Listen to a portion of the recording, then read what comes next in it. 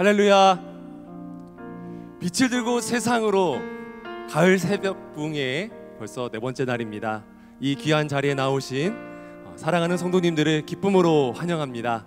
우리 앞뒤 좌우로 반갑게 인사하도록 하겠습니다. 사랑합니다, 축복합니다 인사하실까요? 사랑합니다, 축복합니다. 복음 들고 산을 넘는 자들의 발길이 어찌 그리 아름다운지요. 사랑하는 성도님들께서 이 자리로 나오신 그 발걸음이, 또한 여기서 은혜 받고 저 세상으로 나가시는 그 은혜의 발걸음이 가장 아름답고 귀한 줄로 믿습니다. 여러분 믿으십니까?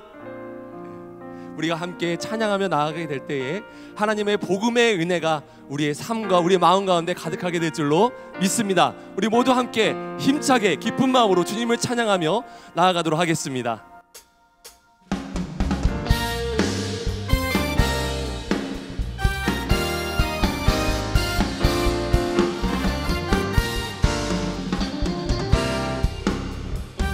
고백합시다. 복음 들고 산을 넘는 자들의 발길, 아름답도다 평화 전하며 복된 소식을 외치네. 주 다스 다시 한번 고백하겠습니다. 복음 들고 산을 넘는 자들의 발길, 아름답도다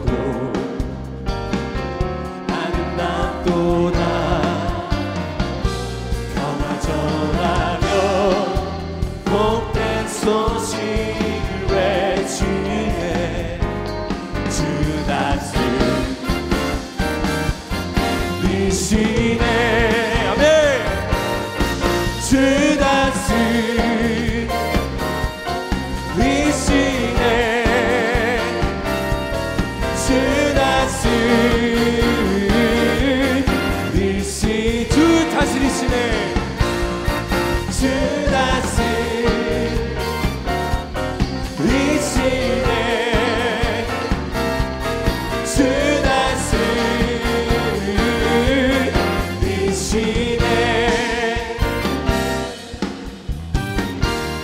복음 들고 산을 넘는 자들의 발길, 여러분이 참으로 아름답습니다.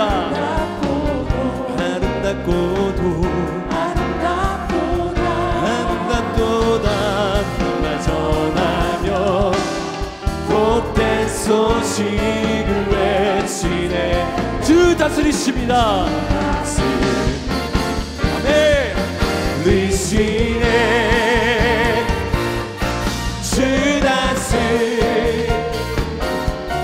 리시네. 주 다스 리시 주 다스리시네. 주 다스 리시네. 주 다스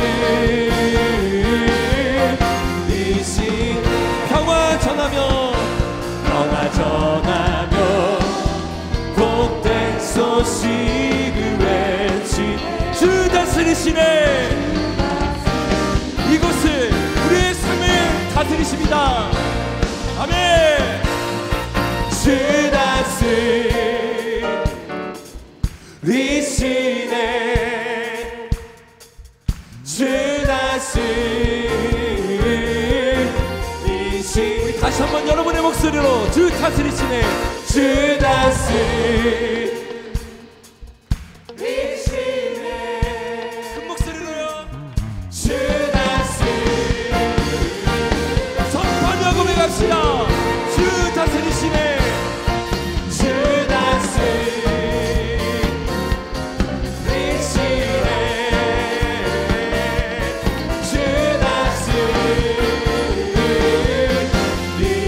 주 다스리시네. 주 다스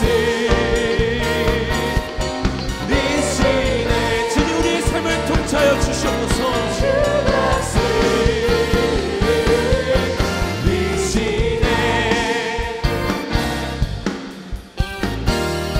복음을 들고 평화의 소식을 들고 나가는 여러분의 발걸음이 가장 귀한 줄 믿습니다.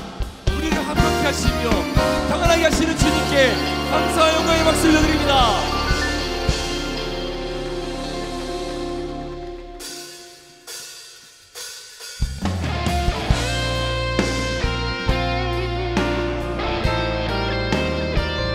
우리 주 예수 그리스도께서는 어제나 오늘이나 미래나 동일하셔서 우리에게 가장 좋은 것을 허락하시며 그 길을 밝혀주시는 빛이신 줄로 믿습니다. 그분의 이름을 함께 찬양합시다.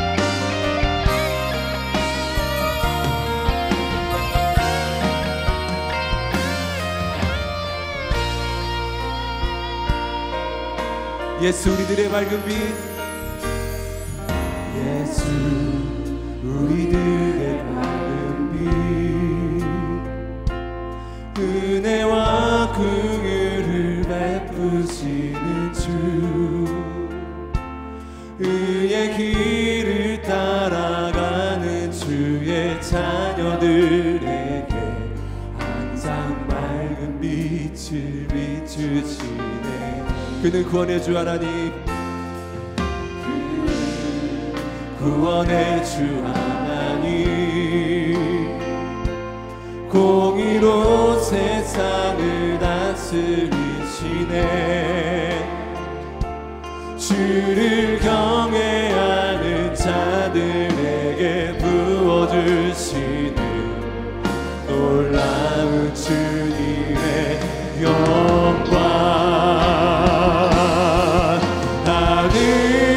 하늘에서 찬란하게 빛나는 주의 영광, 이 땅에 오셨네. 어둠을 밝히고 새 생명 주시네. 영원히 빛나는 나의 주님, 높이 영광과 찬양 받으시는 이를 경배합니다. 슬픔을 거두고 내게 자유 주시네. 기쁨의 노래를 영원한 나의 비 예수께. 아멘. 그는 구원의 주 하나님, 그는 구원의 주 하나님, 공의로 세상을 통치하시는 분이십니다. 공의로 세상을 다스리시네. 주를 경외하는 자들에게 부어준 놀라운 주님의 영광. 하늘에서 찬란하게 빛나는 주의 영광, 이 땅에 오셨네. 어둠을 밝히고 새 생명 주시네. 영원히 빛나는 나의 예수님 안에 높이 영광과 찬양하는 그분의 이름을 경배합니다. 경배합니다. 슬픔을 거두고 내게 자유 주시네. 기쁨의 노래를 영원한 우리에게 참된 빛을 주시는 주님의 이름을 고백합니다. 하늘에서 찬란하게 빛나는 주의 이 땅 가운데, 이 땅에 오셨네. 어둠을 밝히고 새 생명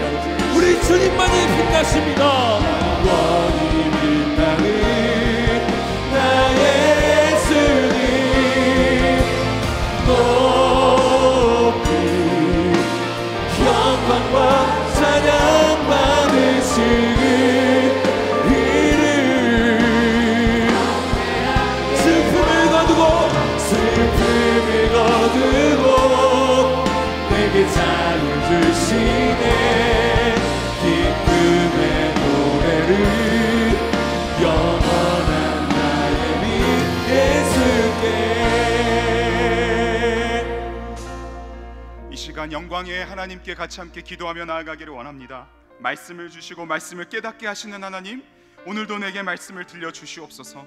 세우신 이인호 목사님을 성령으로 충만케 하사 새 힘을 얻어 능력 가운데 말씀을 선포하게 하여 주시옵소서. 말씀을 붙들고 부르짖어 기도할 때 응답하여 주시며 빛을 들고 세상으로 담대히 나아가도록 인도하여 주시옵소서라고 우리 주여 한번 간절히 부르짖고 기도하겠습니다. 주여,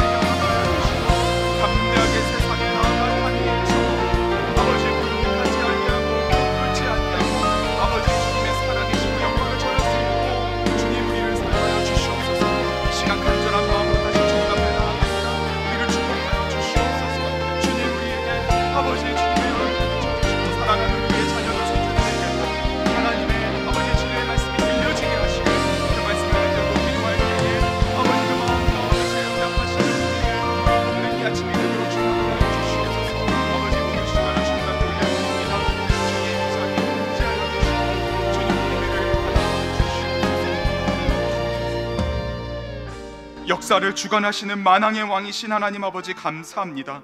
육신의 한계를 이기고 어둠을 뚫고 우리 모두 하나님을 예배하는 자리, 예수님의 복음이 선포되는 자리, 성령의 충만한 일하심이 있는 이 자리에 있게 하시니 감사합니다. 오늘 더욱 기대합니다. 오늘 더욱 주님을 바라봅니다. 다니엘과 같이 바벨론과 같은 세상 속에서 순결한 믿음으로 나아가 승리하도록 하나님의 왕되심을 모두가 고백할 수 있도록 우리를 말씀으로 진리의 빛으로 가득 채워 주시옵소서. 이 새벽 서로가 기도의 동역자가 되어 함께 부르짖어 기도할 때에 한 성령 안에서 한 은혜와 한 능력으로 하나 되어 세상을 향하여 담대히 나아가는 교회로 더욱 굳게 서게 하여 주시옵소서. 오늘도 단 위에 세우신 이인호 목사님을 축복하사 말씀을 담대하게 선포하게 하여 주시고 성령님께 온전히 붙들림 받아 주님의 마음을 전하실 수 있도록 인도하여 주시옵소서. 믿고 감사하며 우리를 구원하신 예수님의 이름으로 기도합니다. 아멘. 할렐루야. 특세 넷째 날이 밝았습니다. 오늘 이 시간에도 함께하는 너무나 소중한 분들, 우리 좌우를 함께 바라보시면서 함께해서 행복합니다. 우리 함께 인사 나누도록 하겠습니다. 함께해서 행복합니다. 네, 오늘도 힘차게 구호를 외치고 시작할 텐데요. 우리 오른손을 들고 제가 구호 준비하면 빛 하고 우리 구호를 외치도록 하겠습니다. 구호 준비. 빛. 사자굴에서 바벨론에서 빛을 들고 할렐루야. 아멘. 우리 하나님께 영광의 박수 올려드리겠습니다.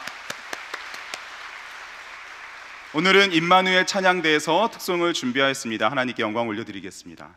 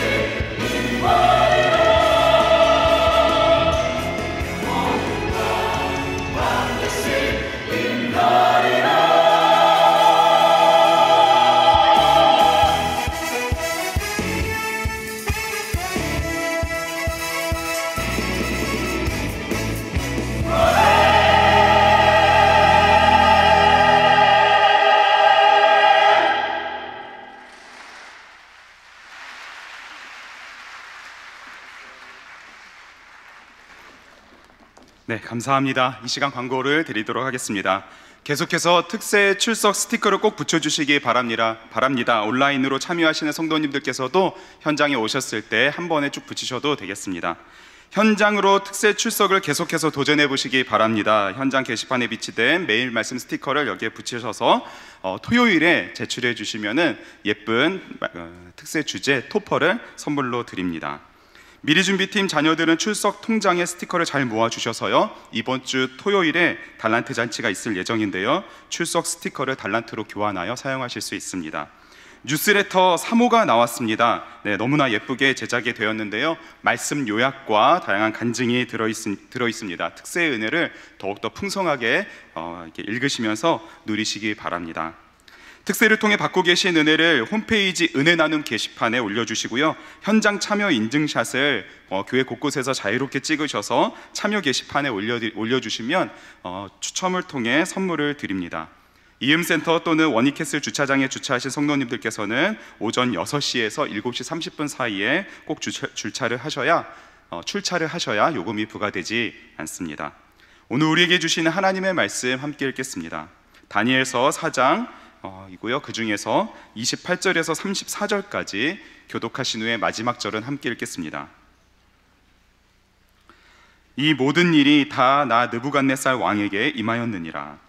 12달이 지난 후에 내가 바벨론 왕궁 지붕에서 거닐세, 나 왕이 말하여 이르되 이 큰 바벨론은 내가 능력과 권세로 건설하여 나의 도성으로 삼고 이것으로 내 위엄의 영광을 나타낸 것이 아니냐 하였더니, 이 말이 아직도 나의 왕의 입에 있을 때에 하늘에서 소리가 내어 이르되 느부갓네살 왕아, 내게 말하노니 나라의 왕위가 내게서 떠났느니라. 내가 사람에게서 쫓겨나서 들짐승과 함께 살면서 소처럼 풀을 먹을 것이요, 이와 같이 7대를 지내서 지극히 높으신 이가 사람의 나라를 다스리시며 자기의 뜻대로 그것을 누구에게든지 주시는 줄을 알기까지 이르리라 하더라. 바로 그때에 이 일이 나 느부갓네살에게 임함으로 내가 사람에게 쫓겨나서 소처럼 풀을 먹으며 몸이 하늘 이슬에 젖고 머리털이 독수리털 같이 자랐고 손톱은 새 발톱과 같이 되었더라. 함께 읽겠습니다. 그 기간이 참에 나 느부갓네살이 하늘을 우러러 보았더니 내 충명이 다시 내게로 돌아온지라.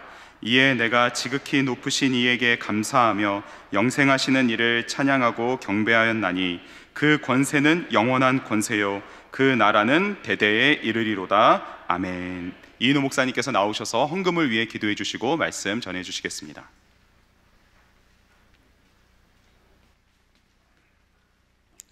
기도하겠습니다. 하나님 아버지, 감사합니다. 이 아침에 주님을 사모하고 주를 바라보는 주님의 백성들을 향하여 주님의 얼굴 낯빛을 드시고 한량없는 은총과 자비를 베풀어 주시기를 간절히 소망합니다. 이 아침에도 전심으로 주님을 찾고 주님께 나가오니 우리를 만나 주시고 우리의 목소리에 귀를 기울이시며 또한 우리의 찬송을 받으시고 우리의 예배를 받아 주시옵소서. 주님, 이 현장에 나와 주님을 사모하는 이들에게 또 가정에서 깨어 우리 하나님께 나가는 귀한 가정들 가운데 주님 주의 은혜로 주의 성령으로 충만케 임하여 주시옵소서. 우리를 약한 세대 가운데 하나님의 군사로 일으켜 주시어서 이 세상 속에 보내진 귀한 사명 감당할 수 있도록 주님의 권능으로 말씀으로 무장하여 주시옵소서. 이 시간 주님께 귀한 예물 올려드리며 감사드립니다. 우리 하나님께서 받으시고 또한 흠양하여 주시옵소서. 아버지 하나님, 드리는 손길 하나님이 그 가정에 필요한 것, 있어야 될 것 채우시고 공급해 주시고 그 모든 간구와 소원을 들어 응답하여 주시옵소서. 오늘 임마누엘 찬양대가 하나님께 드리니 찬양을 흠양하시고 하나님 주님께 참으로 마음을 다해 드리는 이 찬송, 하나님이여 이 경배를 드리는 귀한 한 분 한 분 위에 주님의 은혜와 자비와 하나님의 긍휼이 저들의 삶 가운데 충만하게 임하여 주시옵소서. 오늘 주님께서 말씀해 주시고 함께 해 주실 줄 믿사오며 우리 주 예수님의 이름으로 기도하옵나이다. 아멘. 오늘도 예배 자리에 달려나온 우리 모든 분들에게 하나님의 은혜가 함께 하실 줄 믿습니다. 네, 날이 갈수록 몸은 겉사람은 후패해지지만 그럴수록 우리의 속은 날로 새로워지고 하나님의 말씀은 그런 측면이 있어요. 우리 겉사람이 쌩쌩하기보다 우리 겉사람이 힘들지만 주님을 사모함으로 야경이 깊기 전에 깨어 일어나는 바로 그때에만 임하는 은혜가 있어요. 그러니까 이 새벽에만 임하는 은혜가 있습니다. 제가 똑같은 말씀을 준비해도 새벽에 주시는 말씀이 달라요. 그러니까 새벽의 말씀을 사모해서 일어나서 깨어 하나님께 나오는 성도들에게 주시려는 말씀이 달라요. 그러니까 이 말씀을 가지고 아무리 제가 주일날 설교하려고 해도 주님이 이 새벽에 주시는 깨달음을 주시지 않아요. 그러니까 우리가 함께 같은 마음으로 같이 깨어서 같은 열심으로 그것들이 깊어질수록 하나님이 더 많은 것을 우리에게 열어주시는 법이고, 그러지 않고 우리가 쌩쌩하게 잘 거 다 자고 먹을 거 다 먹고 그러고서 앉아있을 때 주시는 말씀하고는 차원이 다른 것입니다. 그러니까 여러분이 옆에 있는 분들이 여러분에게 은혜예요. 또 우리가 이렇게 함께 주님을 사모하는 것이 은혜인 것입니다. 오늘 주님께서 오늘도 우리에게 이런 흡족한 합당한 은혜를 베풀어 주실 줄 믿습니다. 자, 오늘도 느부갓네살이 꿈을 꾸는 내용이 나와 있어요. 지난번에는 느부갓네살이 미래의 일에 대한 고민을 하면서 꿈을 꾸었지 않습니까? 근데 오늘은 느부갓네살이 평안한 때에 꾼 꿈이에요. 여기 4절, 5절 같이 한번 보겠습니다. 시작. 나 느부갓네살이 내 집에 편히 있으며 내 궁에서 평강할 때에 한 꿈을 꾸고 그로 말미암아 두려워하였으니 곧 내 침상에서 생각하는 것과 머릿속에 받은 환상으로 말미암아 번민하였었노라. 네, 여기 평강하다는 것은 이 나라가 정치적으로 경제적으로 번성하고 안정되어 있는 그런 상황인 것이죠. 자, 그때에도 꿈을 꾸었어요. 근데 또 환상을 보고 굉장히 지금 번민하고 있는 그런 상황입니다. 자, 이런 상황에서 자, 이제 이 꿈의 해석자 다니엘의 이 권위를 나타내는 내용이 이제 본문에 나옵니다.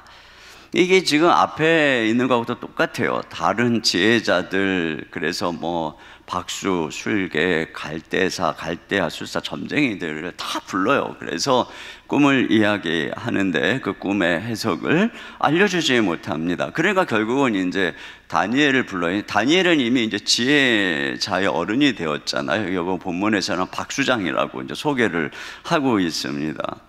그를 이제 부르는 것입니다. 그런데 자, 그를 부르는 그래서 그를 지칭하는 내용이 오늘 또 특별한 내용이 추가되어 있어요. 항상 보면 이렇게 두 번씩 반복하는 내용을 보면은 오늘 성경이 강조하는 내용이다 하는 것을 알게 되는데, 여기서도 다니엘을 향해서 두 번씩이나 그가 거룩한 신들의 영이 있는 사람이라고 반복을 하고 있습니다. 이제 8절, 9절 같이 보겠습니다. 시작. 그 후에 다니엘이 내 앞에 들어왔으니 그는 내 신의 이름을 따라 벨드사살이라 이름한 자요 그의 안에는 거룩한 신들의 영이 있는 자라. 내가 그에게 꿈을 말하여 이르되 박수장 벨드사살아, 내 안에는 거룩한 신들의 영이 있은즉 어떤 은밀한 것이라도 내게는 어려울 것이 없는 줄을 내가 아노니 내 꿈에 본 환상의 해석을 내게 말하라. 네, 여기 지금 느부갓네살이 다니엘을 가리켜서 거룩한 신들의 영이 있다 이렇게 얘기합니다. 그러면서 그렇기 때문에 네가 모든 은밀한 것도 다 말할 수 있다 이렇게 얘기를 하는 것이에요. 자, 물론 이 느부갓네살이 거룩한 신들 할 때에 그는 아주 유일하신 하나님을 알지 못합니다. 그러나 자, 그의 입에서 나온 그의 거룩한 신의 영이 있기 때문에 네가 모든 것을 다 은밀한 것을 알 수 있다라고 말한 것은 진리인 것입니다.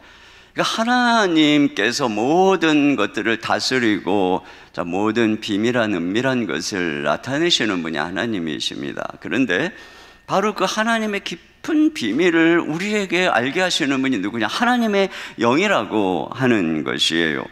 그래서 이 신약 성경에서도 바울이 고린도전서에서 뭐라 그러냐면은 이 복음이라고 하는 것이 만세전에서부터 감추어진 비밀이다. 아무도 이건 하나님만 알고 계시는 비밀이기 때문에 아무도 모른다. 이렇게 얘기합니다. 그런데 이런 하나님의 비밀을 사도들에게 보여주신 분이 누구냐? 바로 하나님의 영이신 성령님이시다. 이렇게 얘기를 하는 거예요. 성령님이 하나님의 모든 것을 안다는 것이죠. 고린도전서 2장 10절 11절 같이 봅니다. 시작. 오직 하나님이 성령으로 이것을 우리에게 보이셨으니 성령은 모든 것 곧 하나님의 깊은 것까지도 통달하시느니라. 사람의 일을 사람의 속에 있는 영 외에 누가 알리요? 이와 같이 하나님의 일도 하나님의 영 외에는 아무도 알지 못하느니라. 그렇습니다. 그러니까 성경에 이 하나님의 모든 계시 비밀을 기록한 사도와 선지자들은 이런 하나님의 은밀한 것을 아시는 하나님의 성령으로 감동받은 사람들인 것입니다. 그래서 성령님께서 사도나 선지자에게 특별히 감동을 해서 그들로 하여금 하나님만이 알고 계시는 비밀을 깨닫게 해주시는 것이죠. 계시해 주시는 것입니다. 그러니까 지금 느부갓네살은 다니엘을 가리켜서 네가 그렇게 하나님의 은밀한 것을 보여주는 영으로 감동된 사람이다. 이 얘기를 하고 있는 것이에요. 그러니까 성경은 바로 이 하나님의 영으로 감동된 사람이 기록한 것이다. 이렇게 말하고 있어요. 베드로서 1장 20절 21절입니다. 시작. 먼저 알 것은 성경의 모든 예언은 사사로이 풀 것이 아니니 예언은 언제든지 사람의 뜻으로 낸 것이 아니요 오직 성령의 감동하심을 받은 사람들이 하나님께 바라 말한 것입니다. 그렇습니다. 그러니까 이 성경은 하나님께서 친히 그 성령께서 감동해서 기록한 말씀, 이 하나님의 말씀이라고 하는 것이죠. 그러니까 이 다니엘도 그렇고 이 성경의 선지자들, 사도들 그들에게 이 다니엘처럼 이렇게 감동을 하신 것입니다. 그래서 하나님의 이 비밀 아무도 알 수 없어요. 이 세상에 누구도 알 수 없는 것을 감동한 것이죠. 그런데 이 성경 66권은 바로 그렇게 하나님께서 다니엘 같은 사람들 또는 예레미야 같은 선지자들 또 신약의 이 바울이나 베드로와 같은 사도들 그들에게 오늘 지금 이 다니엘을 감동하듯이 특별한 하나님의 신이 성령이 그들 가운데 임해서 감동을 해서 하나님의 아무도 알 수 없는 것들을 계시해 준 거예요. 이 계시, 그러니까 커튼을 딱 걷어서 하나님의 그 놀라운 비밀을 보여서 기록한 것이 성경 66권인 것입니다. 근데 이 성경 66권은 두 가지 특징이 있어요. 그게 뭐냐면 하나는 명확성이라는 특징이고 하나는 충분성이라는 특징이에요. 명확성이라고 하는 것은 뭐냐면은 이 신구약 성경 66권에 하나님이 요한이든 다니엘이든 뭐 바울이든 또는 뭐 이사야든 이런 선지자들을 통해서 하나님이 이렇게 지금 다니엘을 통해서 우리에게 비밀을 가르쳐 주듯이 당신의 이 역사를 통치하시는 비밀, 당신이 이 땅에서 구속을 이루어 가시는 비밀을 하나님이 이 신구약 66권에서 명확히 가르쳐 주셨다는 거예요. 명확성. 또 한 가지는 뭐냐면 충분성입니다. 누군가가 지금 나타나가지고 이 성경이 부족하기 때문에 내가 하나님의 계시를 더 받았습니다, 이렇게 말할 수가 없다는 거예요. 하나님께서 이 땅에 당신의 계시를 다 하나님의 구속의 역사를 보여주시기에 충분하다, 이 두 가지 특징을 가지고 있다는 것이죠. 그리고 하나님께서는 이제 구약의 시대에는 선지자를 세례 요한으로 딱 끝내셨고, 신약의 사도 시대에는 이제 이 사도들, 예수 그리스도를 이 땅에서 보았던, 그리고 부활하신 예수님을 직접 본 그들 중에서의 이 사도들, 그들을 임명하셔서 특별히 감동해서 예수님이 이 말씀을 기록하시고는 사도들도 다 죽은 것입니다. 이제는 더 이상 성경에 말하는 선지자도 없는 것이고 사도도 없는 것입니다. 그리고 그들이 이걸 남겨주신 거예요. 이 계시가 어떻다? 명확하다, 충분하다, 이것입니다. 그러므로 여러분, 오늘날 누군가가 또다시 나에게 이런 다니엘과 같은, 바울과 같은 성령의 감동이 필요하다, 그래서 그 하나님의 비밀한 것을 보겠다, 여러분, 그렇게 할 필요가 없는 것이에요. 그러니까 오늘 우리에게 필요한 건 무엇일까요? 이렇게 하나님께서 놀라운 성령의 감동으로 기록한 이 성경을 성령의 은혜로 깨닫는 것입니다. 그래서 신구약 66권을 열심히 연구하고 깨닫는 것이죠. 그래서 지금 성령께서 당신의 백성들에게 주시는 그 임재, 그 은혜는 뭐냐? 그거는 성경을 계시를 주시는, 쓰는 감동이 아니라 성경, 이미 쓰여진 성경을 깨닫게 하시는 이 조명, illumination. 그래서 우리가 말씀을 딱 볼 때 성령께서 딱 조명해 가지고 그 뜻을 딱 깨달아 알게 하시는 이런 은혜를 주시는 거예요. 만약에 누군가가 내가 특별히 바울 사도처럼 특별한 계시를 받았어, 그러면서 이 성경하고 다른 얘기나 또는 이 성경에 뭔가 덧붙이는 얘기를 한다 그러면 그 사람은 이단인 것입니다. 누군가가 자기가 이 사도 바울과 같은, 이 다니엘과 같은 그런 환상과 계시를 보기 위해서 산에 가서 열심히 기도한다, 어리석은 것입니다. 그럼 우리가 해야 될 일은 뭐냐면 이미 하나님께서 이 계시해 주신 성경 66권을 부지런히 깨닫는 것입니다. 만약에 우리가 그렇게 한다면 우리는 다니엘보다도 더 명확하게, 이 다니엘 시대만 해도 많이 가려져 있는 거예요. 그 다니엘에게 일부만 가르쳐 주시는 것입니다. 그런데 우리는 다니엘이 본 것을 다 이것을 통해서 알 수 있죠. 그 이후에 모든 선지자들이 쓴 것들을 다 알 수 있죠. 신약의 사도들이 쓴 것을, 요한계시록에 쓴 것을 다 알고 있죠. 그러니까 부지런히 말씀을 펴서 창세기서부터 요한계시록까지 신구약 66권을 부지런히 연구하고 기도하면서 말씀을 깨달으면 우리는 다니엘보다도 훨씬 더 역사와 세상을 쫙 보는 안목을 갖게 되는 거예요. 그런 시대에 살고 있는 것입니다, 우리가. 그런데 뭐가 문제입니까? 성경을 안 보는 거예요. 성경을 모르는 거예요. 이 성경이 우리로 하여금 원수보다 지혜롭고 노인보다 지혜롭게 한다고 말씀하고 있는데, 다니엘을 지혜롭게 했던 이 놀라운 계시의 말씀이 우리에게 주어져 있는데, 오늘날 이 성경을 자세히 보지 않고, 그리고 무슨 기도하면서 뭘 받겠다는 등 보겠다는 등 그런 경우들이 얼마나 많은지 모르겠어요.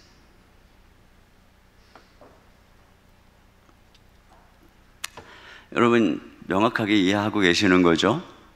네. 여기에 가끔 우리 중에 다니엘이 내가 말하는 것은 참이다. 제가 지금 여러분에게 말하는 게 참인 줄 믿으시기 바랍니다. 그러니까 이상한데 이 마지막 때가 될수록 성경을 제쳐놓고 이상한 것들을 보고 무슨 예언 사역을 하느니 뭐 어쩌느니 이런 데 쫓아다니면서 그런 사람들이 너무나 많아요. 오늘 지금 다니엘이 느부갓네살의 꿈을 해석하기 전에 또 지금 이렇게 얘기하는 것은 이것을 통해서 이 다니엘이 특별한 하나님의 성령으로 감동된 사람이요, 그가 진정한 선지자요, 그렇기 때문에 이제부터 다니엘이 해석하는 것은 옳다, 이것은 하나님의 권위가 있는 계시다, 이걸 우리에게 얘기하고 있는 것입니다. 자, 그러면 느부갓네살이 어떤 꿈을 꾸었으며 다니엘이 오늘은 어떻게 해석하고 있는가를 우리가 눈여겨 들어야 되는 것입니다. 자, 먼저 왕이 꾼 꿈의 첫 장면만 한번 오늘 본문을 한번 읽어보겠습니다. 10절부터 12절입니다. 시작. 내가 침상에서 나의 머릿속으로 받은 환상이 이러하니라.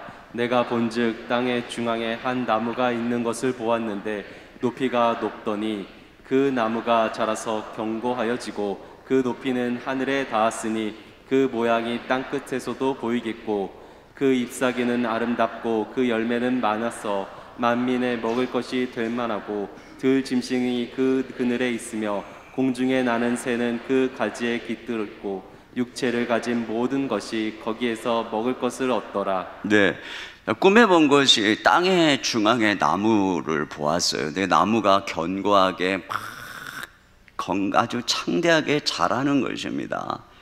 근데 자라는데 그냥 너무너무 잘 자라서 높이는 하늘에 닿을 만하고 넓이는 땅 끝에 이르게 되었고 잎사귀가 아름답고 그래서 열매도 많고 그래서 만민이 새가 모든 동물이 모든 것들이 다 거기서 열매를 얻는 이런 그 환상을 본 것이에요.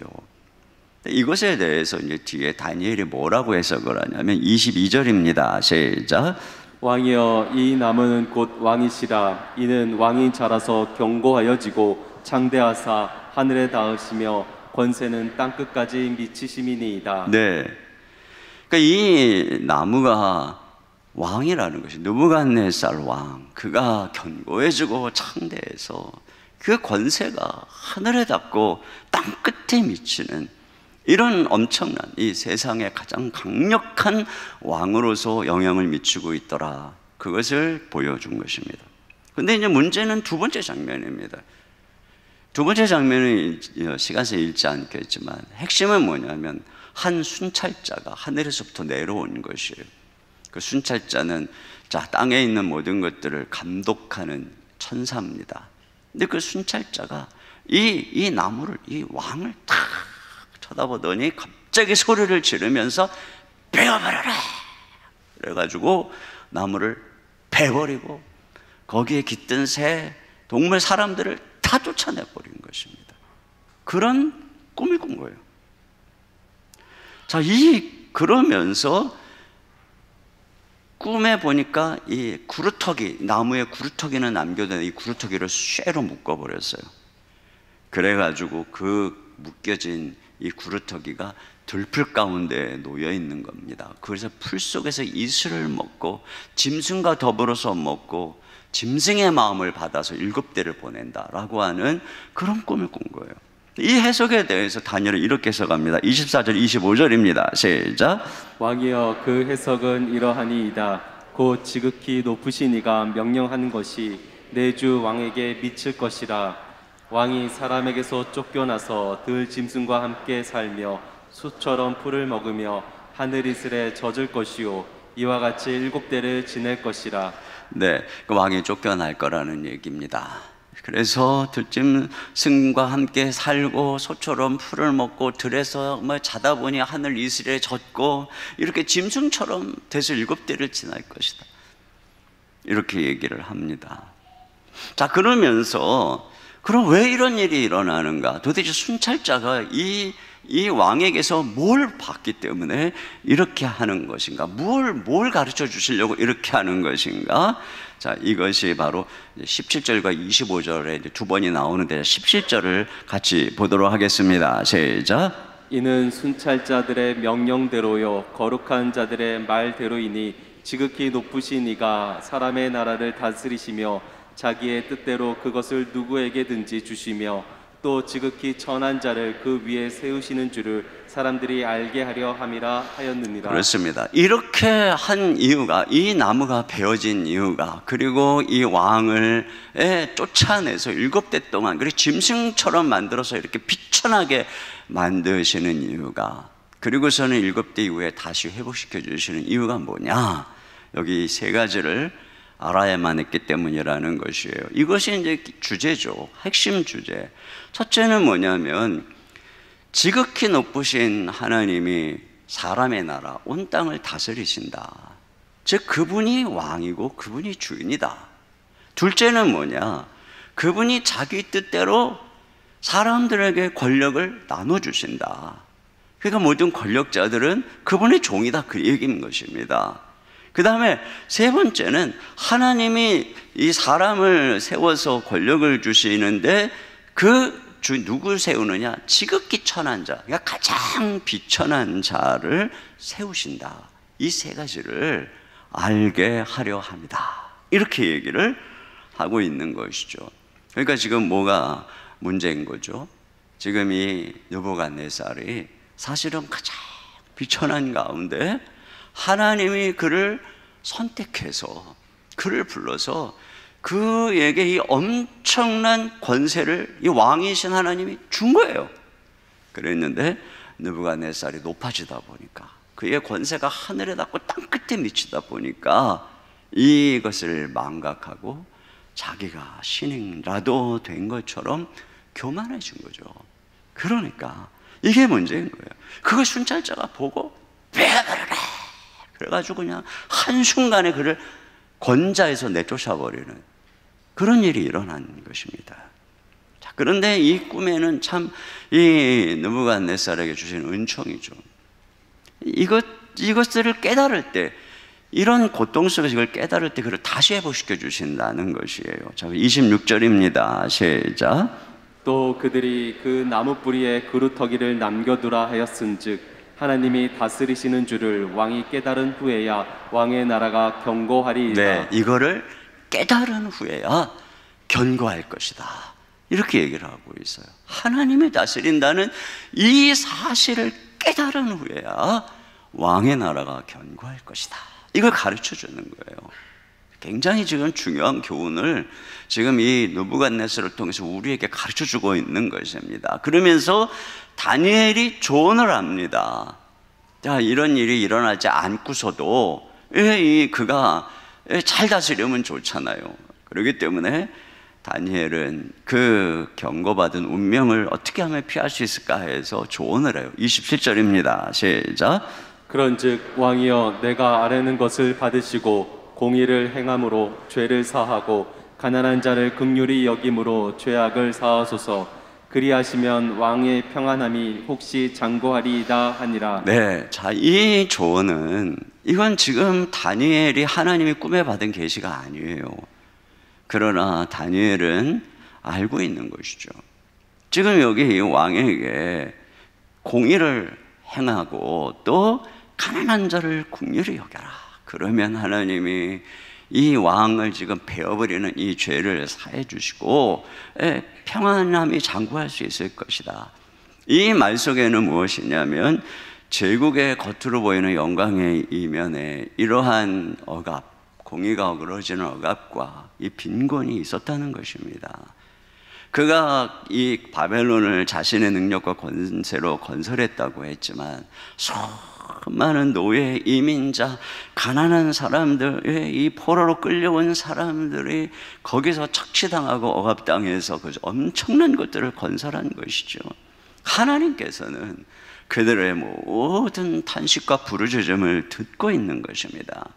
다니엘은 지금 이 왕의 이 교만의 이 뒤에 서려 있는 바로 이것들을 바라보면서 이것이 지금 하나님의 심판을 가지고 있다는 것을 알면서 왕에게 정말 이게 목숨을 걸고 하는 얘기죠. 이 얘기는 이런 얘기를 하고 있는 것이에요. 그러니까 다니엘이 사실 엄청나게 지금 위험한 일을 하고 있는 것이에요. 이 왕의 꿈을 해석하는 것 자체가 지금 유쾌한 게 아니잖아요. 그러니까 다니엘도 이걸 왕에게 얘기할 때 막 번민을 합니다. 그리고 왕이 지금 고민하지 말고 얘기하라고 하니까 이게 이야기를 하는 거예요. 그런데 더 나아가서 이런 직언을 한다는 것은 위험한 일이죠. 많은 사람들이 이거보다도 덜한 일로 목숨을 잃었어요. 세례 요한이 헤롯을 책망하다가 목숨을 잃었습니다. 우리가 하나님의 성령의 감동으로 말씀을 받는다는 것은 종종 그런 일인 것입니다. 선지자가 된다는 것은 이런 것이죠. 그래서 때때로는 참 선한 하나님의 백성들에게 나가서 말씀을 전하는 선지자는 좀 그렇지 않지만 엘리야를 보세요. 엘리야가 그 패역한 시대의 말씀을 전하는 것은 자신의 목숨을 거는 이 아합과 이 상황에서 그때 하나님 말씀을 받고 하나님 말씀을 전한다는 것은 자신의 목숨을 거는 일이었다는 것을 우리가 알게 되는 것이죠. 그러나 하나님의 말씀은 이렇게 전해져야만 그것이 이루어지는 것입니다. 하나님의 말씀을 받은 사람들이 말씀을 전하지 않고 가지고 있으면 그 말씀은 그 시대에 이루어지지 않아요. 하나님의 말씀은 우리가 전할 때, 그 하나님의 복음은 우리가 선포할 때, 그 하나님의 말씀 우리가 가르칠 때, 그때 이루어지는 것이고, 이 말씀은 하나님의 생명의 말씀이기 때문에 회개할 자에게는 가서 그 사람으로 회개케 하고 생명을 얻게 하는 것이고, 그렇지 않은 완악한 자들은 그 말씀으로 인하여 심판을 받게 하는 것입니다.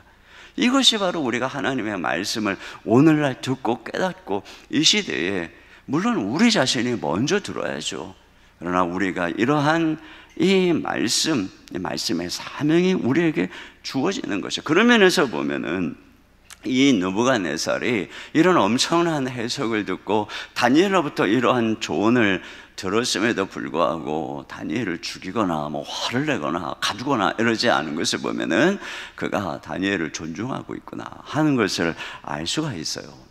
그러나 그럼에도 불구하고 이제 그 다음에 일어난 사건을 보면은 그가 존중하고 있지만 그 말씀대로 살지는 못하는구나 하는 것을 또한 알게 되는 것이죠. 자, 이제 보세요. 이 꿈이 주는 경고도 다니엘의 조언도 그가 듣지 않았다는 것을 알게 되죠. 그래서 28절에 이렇게 얘기를 하고 있어요. 28절입니다. 시작. 이 모든 일이 다 나 느부갓네살 왕에게 임하였느니라. 네, 이거 이렇게 임하지 않도록 겸손하도록 경고로 꿈을 주셨고 다니엘이 얘기까지도 했는데 불구하고 임했어요. 12달이 지난 후에 정확하게 꿈에서 경고한 그 내용이 자기 느부갓네살에게 임하였느니라. 지금 이 사장은 이 느부갓네살이 1인칭으로 얘기하고 있는 이 간증과 같은 그런 스토리로 지금 적혀 있어요. 그러면 왜 이리 임했느냐? 왜 이리 임했느냐? 자, 그 내용이 29절 30절에 있습니다. 시작. 12달이 지난 후에 내가 바벨론 왕궁 지붕에서 거닐세 나 왕이 말하여 이르되 이 큰 바벨론은 내가 능력과 권세로 건설하여 나의 도성으로 삼고 이것으로 내 위엄의 영광을 나타낸 것이 아니냐 하였더니, 네, 바벨론 왕궁에서 도시를 내려다보니 참 얼마나 뿌듯했겠습니까? 그가 건설한 이 바벨론 도시는 성벽의 길이만 27km라고 합니다. 그리고 그 성벽 위에 전차가 달릴 정도로 성벽이 두껍고 넓게 지어졌고 높이는 무려 12m나 된다고 합니다.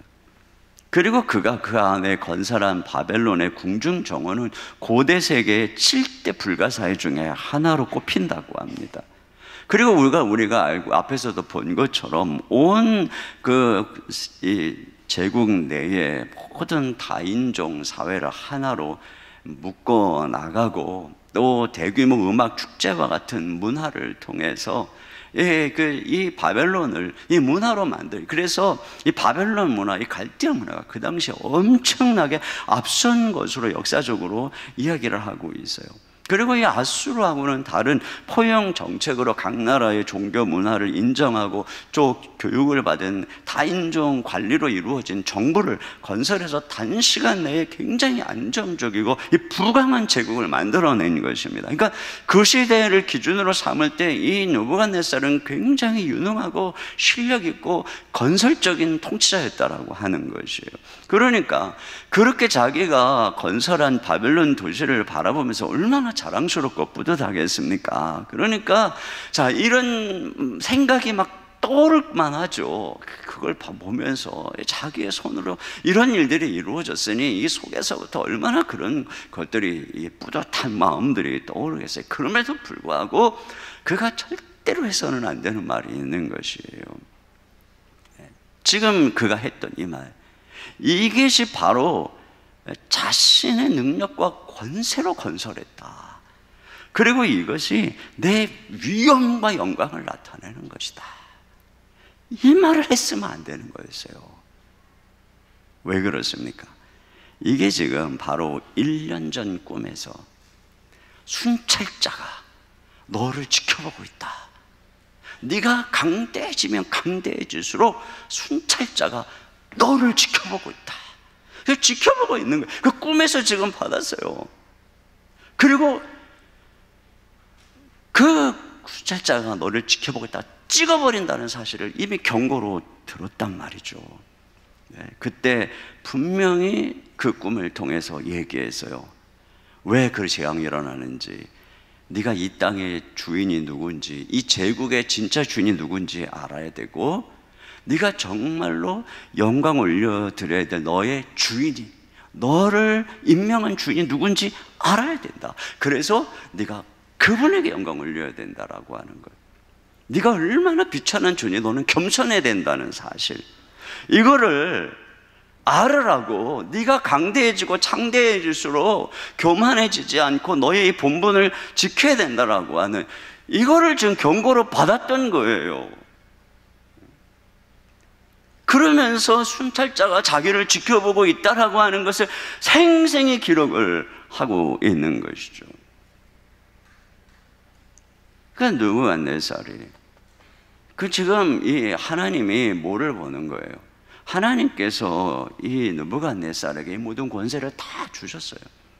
그러니까 그가 창대해질수록, 그가 잘 다스려서 막 영향력이 커질수록, 그럴수록 하나님이 더 주목해서 느부갓네살을 보는 거예요. 제가 교만해지지 않을까, 제가 나를 잊어버리지 않을까, 제가 나의 영광을 가로채지 않을까, 이걸 꿈에 경고한 것입니다. 그런데 아니나 다를까 12달 동안은 참았어요. 12달, 그 경고가 12달 갔어요. 12달이 지난 후에 그의 입에서 툭 튀어나온 것입니다. 툭.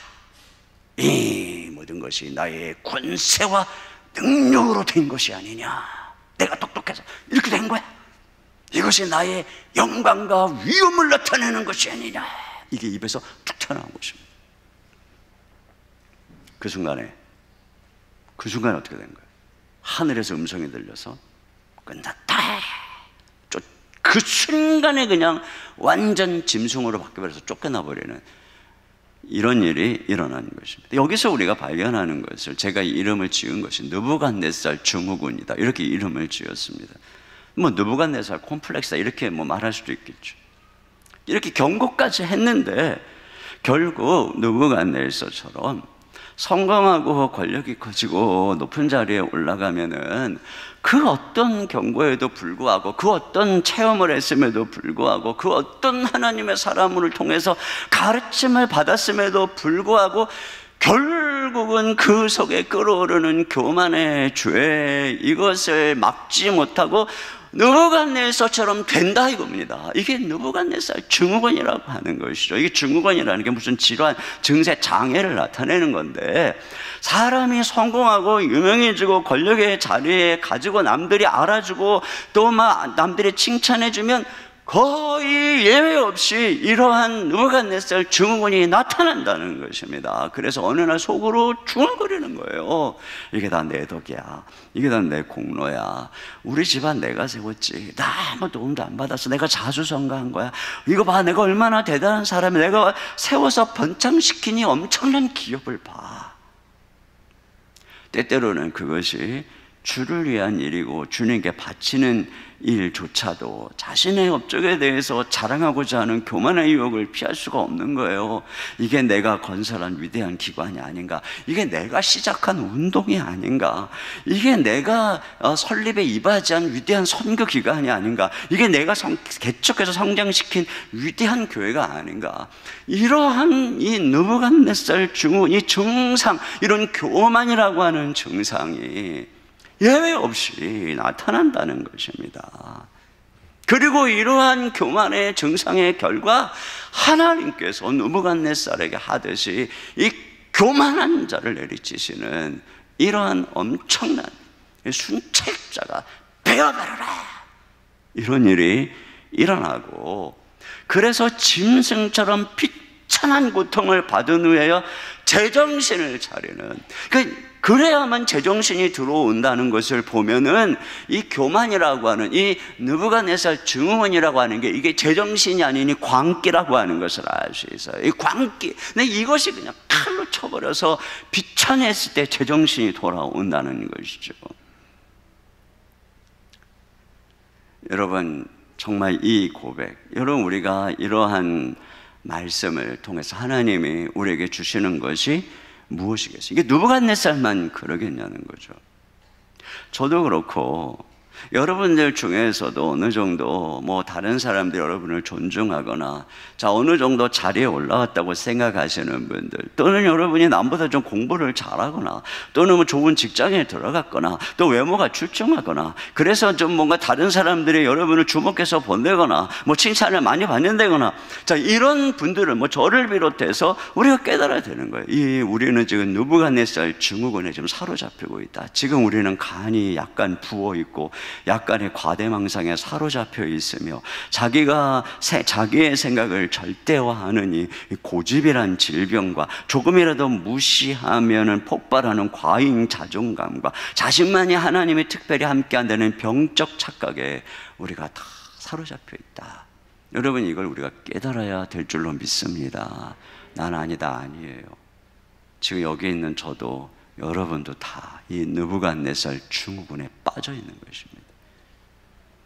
자, 그래서 하나님이 결국은 느부갓네살을 어떻게 했는가? 이 교만한 자를 결국은 낮추시는 것입니다. 32절로 33절 다 같이 보겠습니다. 시작. 내가 사람에게서 쫓겨나서 들 짐승과 함께 살면서 소처럼 풀을 먹을 것이요, 이와 같이 7대를 지나서 지극히 높으신 이가 사람의 나라를 다스리시며 자기의 뜻대로 그것을 누구에게든지 주시는 줄을 알기까지 이르리라 하였더라. 바로 그때에 이 일이 나 느부갓네살에게 응함으로 내가 사람에게 쫓겨나서 소처럼 풀을 먹으며 몸이 하늘 이슬에 젖고 머리털이 독수리털같이 자라고 손톱은 새 발톱과 같이 되었더라. 네, 그러니까 많은 사람들이 느부갓네살에 이렇게 된 것은 정신적으로 미쳐버린 것이 아니겠는가? 이게 미쳐서 자기를 짐승이라고 생각해가지고 그래서 이렇게 이제 들로 방황하는 그런 삶이 아니었겠는가, 이런 이야기를 합니다. 어떤 분은 이런 얘기를 했어요. 자신이 인간 이상이라는 망상에 이르면 하나님은 그를 그에게 인간 이하라는 망상을 보내신다.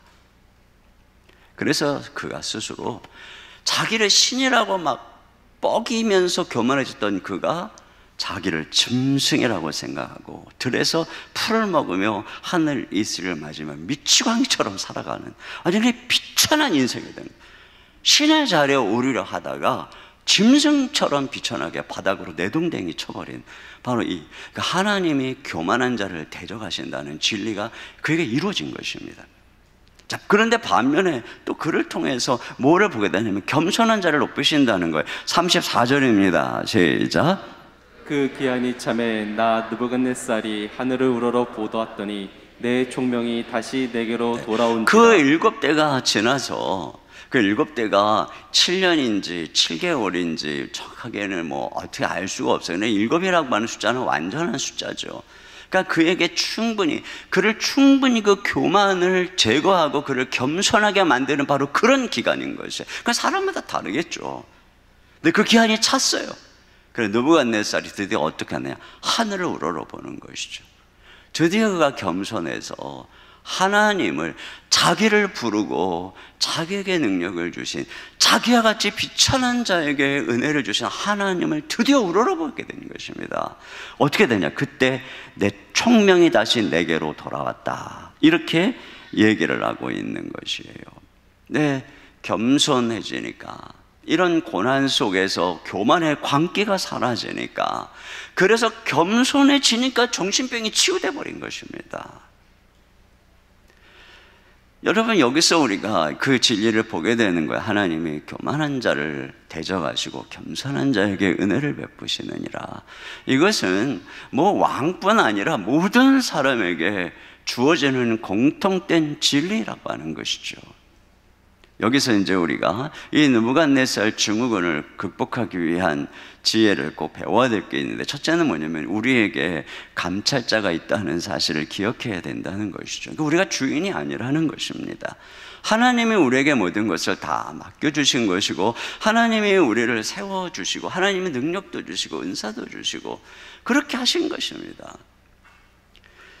그렇기 때문에 우리는 언젠가 하나님 앞에서 결산을 받아야 되는 청지기인 것이고, 지금도 하나님이 우리를 이렇게 지켜보고 있는 것이에요. 우리에게 맡겨주신 것이 클수록, 우리의 지위가 올라갈수록 하나님 우리를 예의주시해서 보고 있다라고 하는 것입니다. 근데 제가 이런 말씀을 전하면 이런 생각을 하는 분들이 있어요.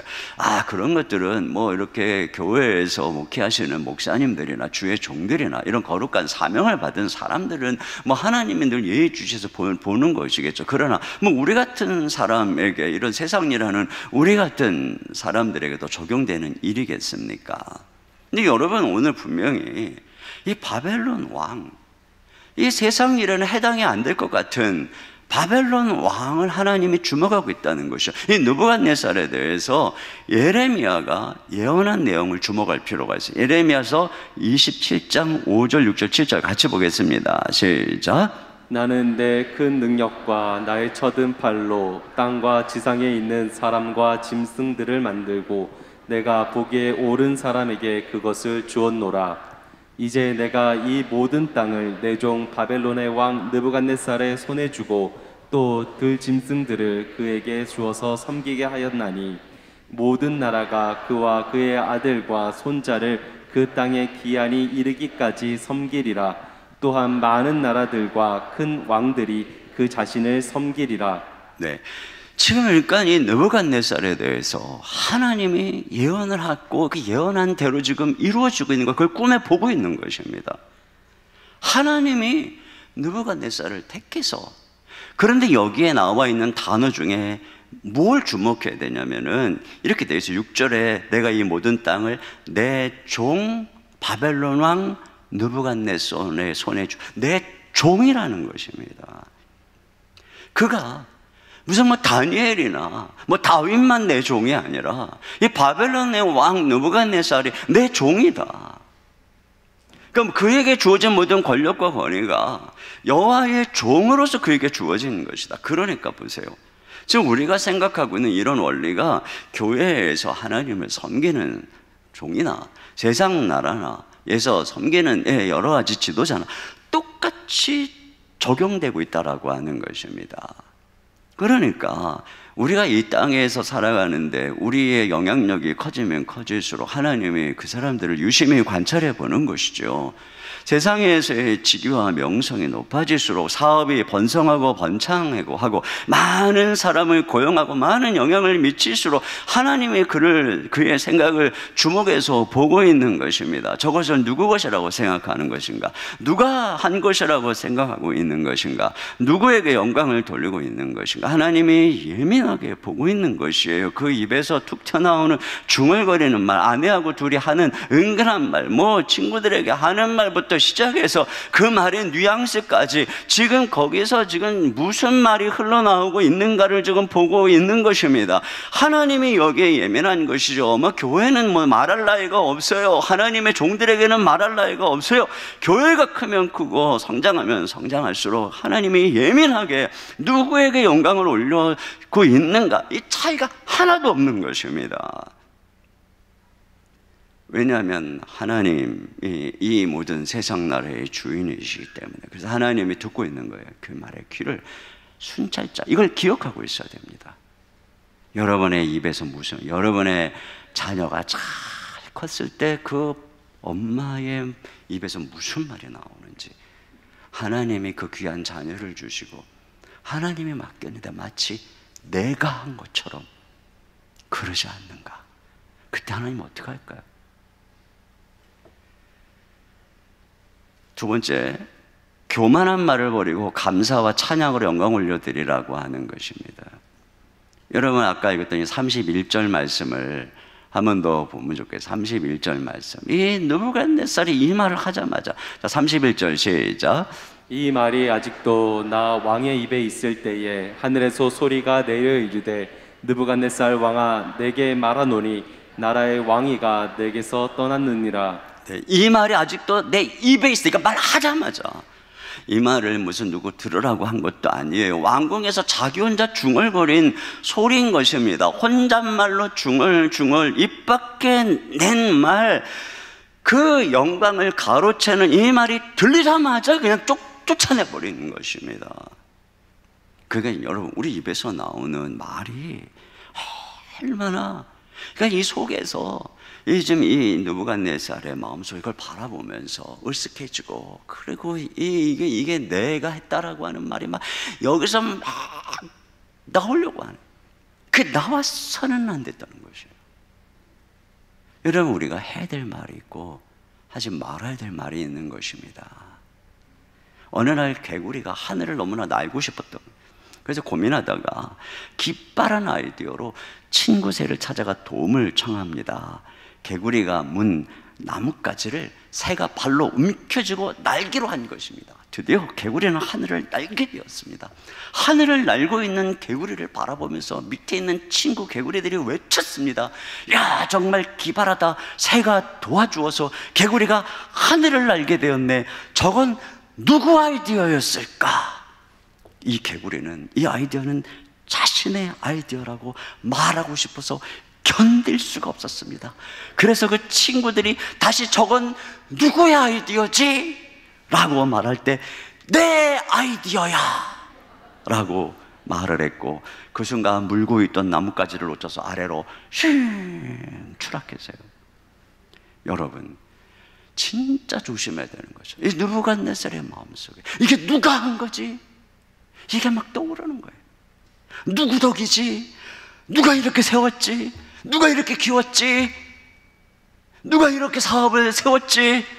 이게 말하고 싶어서 견딜 수가 없어요. 자기 자랑, 자기 칭찬, 자기 인정, 과시, 내가 한 거야. 그 말을 하는 순간에 지금 어떻게 됐는가 보세요. 헤롯이 충에 먹어서 죽은 이유, 사람들이 그를 신과 같다고 칭찬할 때, 하나님께 영광 돌리지 않을 때, 여러분, 존 스토트 목사님 이런 얘기를 했어요. 칭찬은 담배 연기와 같다. 들이마시지만 않으면 해가 되지 않는다. 사람들이 당신을 칭찬할 때 그것을 들이마셔서 교만이라는 암을 일으키지 않도록 하라, 이런 얘기를 했어요. 칭찬. 그러니까 막 이 헤롯이 그 순간에 그냥 충에 먹어서 죽어버린 것입니다. 그런데 이 느부갓네살이 언제 회복이 되는가 보세요. 언제? 36절입니다. 36절 시작. 그때 내 총명이 내게로 돌아왔고 또 내 나라의 영광에 대하여도 내 위엄과 명명이 내게로 돌아왔고 또 나의 모사들과 관원들이 내게 찾아오니 내가 내 나라에서 다시 세움을 받고 또 지극한 위세가 내게 더하였느니라. 그때에 총명도 돌아오고 나라와 영광도 돌아오고 위엄도 광명도 또 떠났던 모사 관원들 사람들이 다 돌아오고 다시 세움을 받았다라고. 근데 그때가 언제냐면, 자, 그때가 바로 앞에 34절에 그가 하나님을 우러러 보면서 총명이 다시 돌아와 34절에 이렇게 되어 있어요. 이에 내가 지극히 높으신 이에게 감사하며 영생하시는 이를 찬양하고 경배하였나니 뭐라고요? 그 권세는 영원한 권세, 그 나라는 대대이리로다.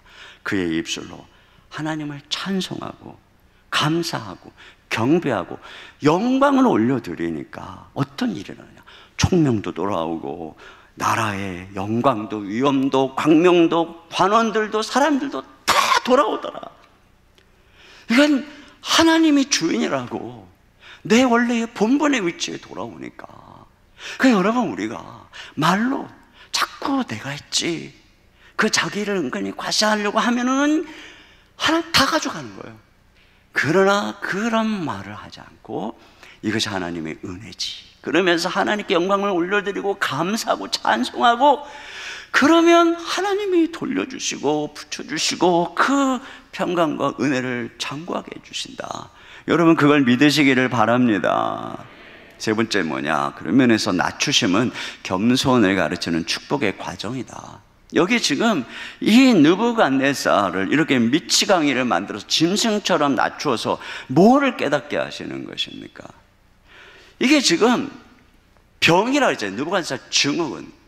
자기가 비천한 줄 모르고 자기가 지금 이렇게 이 엄청난 이걸 이뤘다고 해서 그게 자신인 줄 알고, 그게 하나님 은혜인데 그게 자신인 줄 알고 자기가 남하고 다른 차원이 다른 사람이라고 생각하고 자기를 거의 신의 경지에 올리는, 이게 병이거든요. 이런 중병에 걸렸을 때 하나님이 그걸 고치는 방법이 뭐냐? 그를 고난 속에 내동댕이 치게 하는 거예요. 짐승처럼 내동댕이 치게 하는 거예요. 그래서 여러분, 고난이 주시는 은혜가 뭐냐면 하나님이 은혜를 걷어가시니까 우리는 아무것도 아니더라, 우리 본 모습을 보게 하는 것입니다. 여러분, 겸손이 뭐냐? 겸손이 내가 높은데 낮추는 게 겸손이 아니에요. 그런 겸손은 예수님밖에 없어요. 예수님 원래 높았잖아요. 근데 우리에게 겸손은 뭐냐면 우리의 원래 모습을 깨닫는 것입니다. 하나님의 은혜가 아니면 우리는 원래 이 짐승처럼 비천하다. 하나님이 가장 비천한 자를 선택해서 은혜를 주셨다고 그러잖아요. 그게 느부갓네살의 원래 모습은 가장 비천한 인간이었던 거예요. 그러니까 고난은 우리가 그걸 깨닫게 하는 거예요. 이 고난을 통해서 인생의 밑바닥까지 내려가면 깨닫는 것입니다. 여러분, 그런 면에서 우리가 낮아지는 게 엄청난 겸손을 가르쳐 주시는 축복의 과정이라는 거예요. 우리가 그러지 않으면은 언제 이것들을 경험하겠어요? 고난 속에서 비천해지다 보니 사람들에게 무시당하고 자존심 상하고 굴욕당하고, 이걸 통해서 하나님이 우리를 겸손하게 하는 것입니다. 이런 낮아짐의 과정이 없이 쓰임받은 사람은 아무도 없어요. 다윗이 어떻게 낮아지고 고통을 받았는지 우리가 알잖아요. 요셉도 마찬가지인 것입니다. 그런데 그리스도 안에서 이 낮아짐은 하나님이 우리를 결국은 하나님의 종으로 쓰기 위한 필수 과정이에요. 이게 우리를 망하게 하는 과정이 아니에요. 여러분, 예수님이 어떻게 낮아지셨는지, 어떻게 비천해지셨는지, 종의 형체로 어떻게 죽기까지 굴욕과 모든 고통을 당하면서 자기를 비우고 낮아지셨는지, 그 예수님을 하나님이 어떻게 높이셨는지, 그래서 모든 일에 뛰어난 이름을 주시고 모든 무릎이 그 앞에 무릎을 꿇고 모든 사람들이 그를 주라, 예수님을 주라, 최고의 명예와 영광과 권세를 가지신 분으로 높이셨잖아요. 이것이 예수님 안에서 우리를 향해서 작동하고 있는 원리인 것입니다. 그러니까 지금 내가 혹여라도 낮은 자리에 있다면 여러분은 지금 망한 게 아니에요. 지금 여러분은 하나님이 높이시려고 다윗처럼 지금 연단하고 있는 것입니다. 하나님께서 그렇게 하고 있는 것이에요. 마지막으로 우리가 공의를 행하며 가난한 사람을 긍휼히 여겨야 된다라고 하는 것입니다. 여기 37절 말씀에 보시면, 그러므로 나 느부갓네살은 하늘의 왕을 찬양하며 칭송하며 경배하느니 그 일에 다 진실하고 그 행하심이 의로우심으로 의롭다 그랬어요. 그래서 하나님은 교만한 자를 낮춘다는 거예요. 그래서 아까 다니엘이 뭐라고 줬어요? 27절 말씀을 다시 한번 보겠어요. 이 27절 말씀 다 같이요. 시작. 그런즉 왕이여 내가 아뢰는 것을 받으시고 공의를 행함으로 죄를 사하고 가난한 자를 긍휼히 여김으로 죄악을 사하소서. 그리하시면 왕의 평안함이 혹시 장구하리이다 하니라. 이것이 바로 네가 받은 권력이, 네가 갖고 있는 그 영광이 정말로 하나님의 것이라고 생각한다면, 그 다스림의 지위가 정말 하나님이 너를 세운 종이라고 생각한다면 네가 할 일이 있다. 그것은 두 가지라는 거야. 하나는 공의를 행해야 된다. 하나는 가난한 사람을 긍휼히 여겨야 된다. 나눠야 된다는 거죠. 이 두 가지가 합쳐서 성경에 말하는 의인 것이에요. 정의. 성경의 정의는 바로 이런 것입니다. 네가 그렇게 살고 있다면 너는 지금 하나님의 종으로 살고 있는 것이다. 여러분, 성경에서 하나님의 종으로 사는 사람의 특징은 언제나 이것으로 나타나는 것입니다. 정의를 행하고 가난한 자를 억울하게 하지 않고 그의 편에 설 줄 아는 것이에요. 이 잠언에 보면은 루무엘의 어머니가 아들을, 왕을 교훈하는 내용이었어요. 잠언 31장 8절 9절입니다. 시작. 너는 말 못하는 자와 모든 고독한 자의 송사를 위하여 입을 열지니라. 너는 입을 열어 공의로 재판하여 공고한 자와 궁핍한 자를 신원할지니라. 네. 예레미야는 심판 앞에 있는 유다 왕의 집에 가서 여호와의 기미죠. 그 집에서 하나님 말씀을 전할 때 이렇게 전합니다. 예레미야 22장 3절만 보겠습니다. 시작. 여호와께서 이와 같이 말씀하시되 너희가 정의와 공의를 행하여 탈취당한 자를 압박하는 자의 손에서 건지고 이방인과 고아와 과부를 압제하거나 학대하지 말며 이곳에서 무죄한 피를 흘리지 말라. 미가서 6장 8절입니다. 시작. 사람아, 주께서 선한 것이 무엇임을 내게 보이셨나니 여호와께서 내게 구하시는 것은 오직 정의를 행하며 인자를 사랑하며 겸손하게 내 하나님과 함께 행하는 것이 아니냐. 그렇습니다. 이게 겸손하게 하나님과 동행하는 것이란 말입니다. 정의를 행하고 인자를 사랑하는 것. 이것이 말로만 하나님께 영광 올려드린다는 게 아니라 실제적으로 내 삶 속에서 정의를 행하고 인자를 사랑하는 삶, 그렇다면 하나님이 그 사람을, 그 기업을, 그 나라를 하나님이 장구하게 세워주신다는 것이, 이것이 바로 느부갓네살을 통해서, 한 나라의 통치자를 통해서 하나님이 그 꿈을 통해 다니엘을 통해 계시하고 있는 너무나도 중요한 이 시대를 살아가는 하나님의 통치에 동참하는 겸손한 길이다.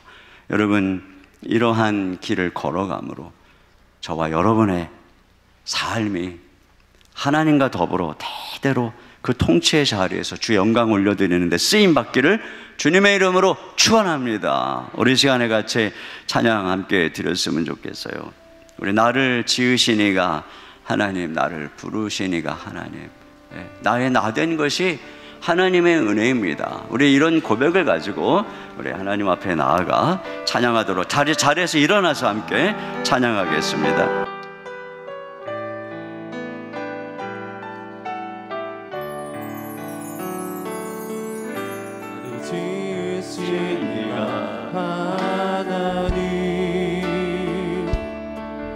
나를 부르시니라 하나님,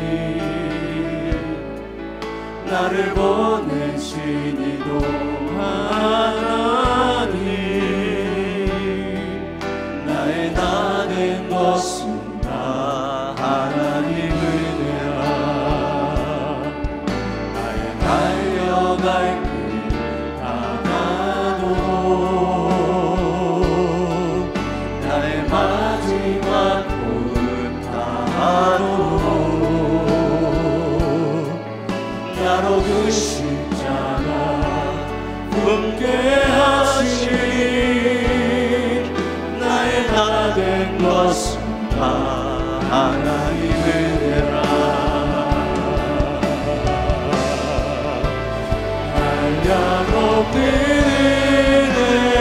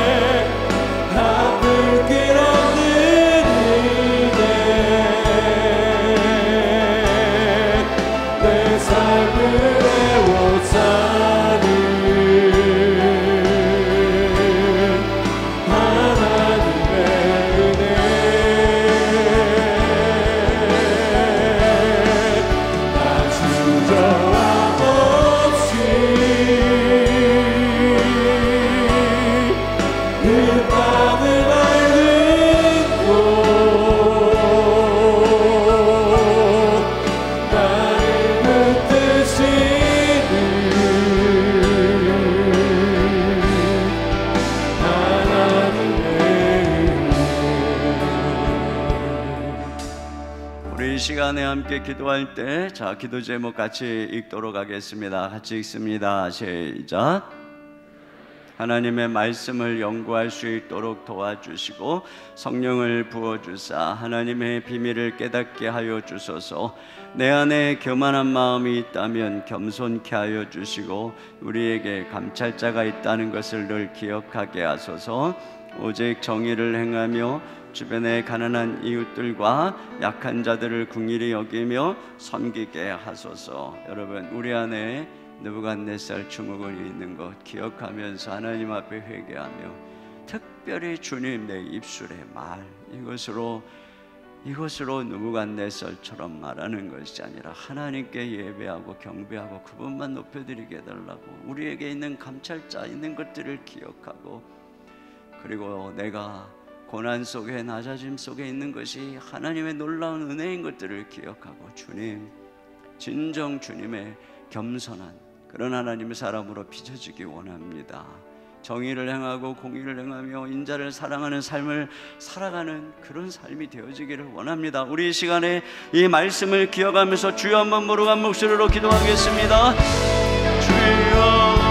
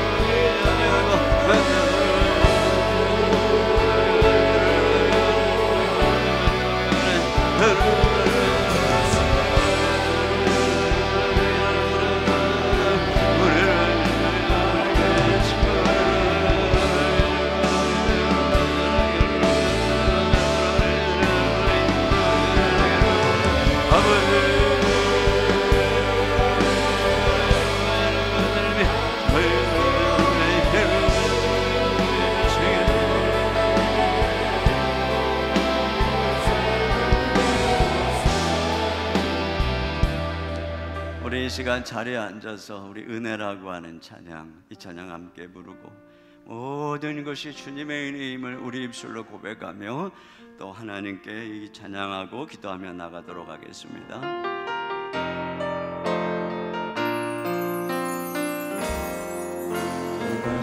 누려왔던 모든 것들이 내가 지나왔던 모든 시간이 내가 걸어왔던 모든 순간이 당연한 것 아니라 은혜였소. 아침에가 뜨고 저녁에 노을 봄의 꽃향기와 가을의 열매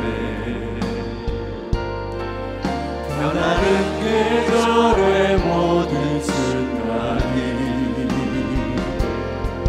당연한 것 아니라 은혜였소. 모든 것이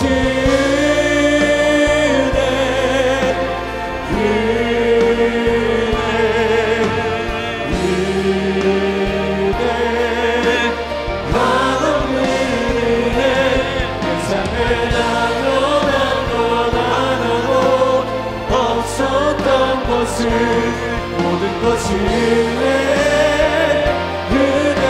모든 것이 은혜. 두 손 들고 찬양합니다.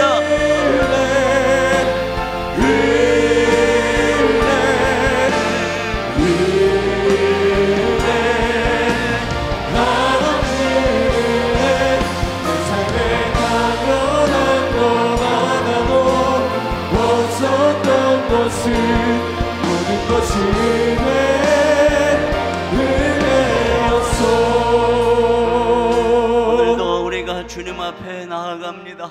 주님의 은혜가 없이는 아무것도 할 수 없는 비천한 인생, 우리 하나님의 은혜를 구하며 하나님의 도움을 구하며 우리의 입술로 간구할 때 하나님은 우리를 만나 주십니다. 우리가 주님께 무릎 꿇고 기도하는 것이야말로 진정한 겸손의 표현인 것입니다.